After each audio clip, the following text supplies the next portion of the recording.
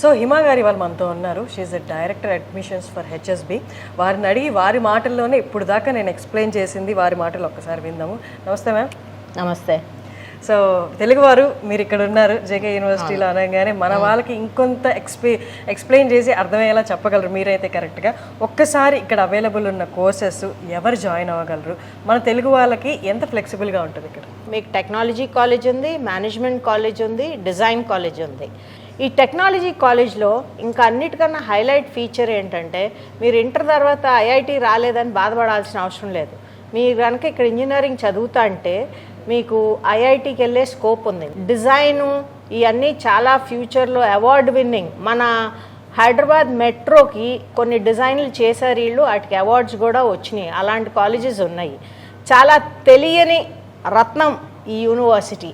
మా దగ్గర హెచ్ఎస్బి అనే యూనివర్సిటీ కూడా ఉంది, అక్కడ కూడా ఎంబీఏ ఉంది.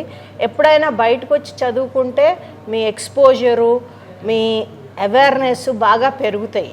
మీరు అన్నట్టు ఒక జ్యువెల్ లాగా అనిపించింది అనమాట. ఇంత బెస్ట్ ఆపర్చునిటీ ఇక్కడ ఎలా కల్పిస్తున్నారు అని ఎంతోమంది బాధపడతారు. 2.5 లక్షల మంది ప్రతి ఇయర్ అటెండ్ అవుతారు, బట్ 16,000 సీట్లు మాత్రమే మనకి ఇండియన్ ఇన్స్టిట్యూషన్స్లో ఉంటాయి. అక్కడ రాని వాళ్ళు ఇంకొక లాంగ్ టర్మ్ తీసుకోవాలా, లేకపోతే అలానే బాధపడుతూ ఉండాలా, ఏం అవసరం లేదు, జేకేఎల్ఈలో జాయిన్ అవ్వచ్చు.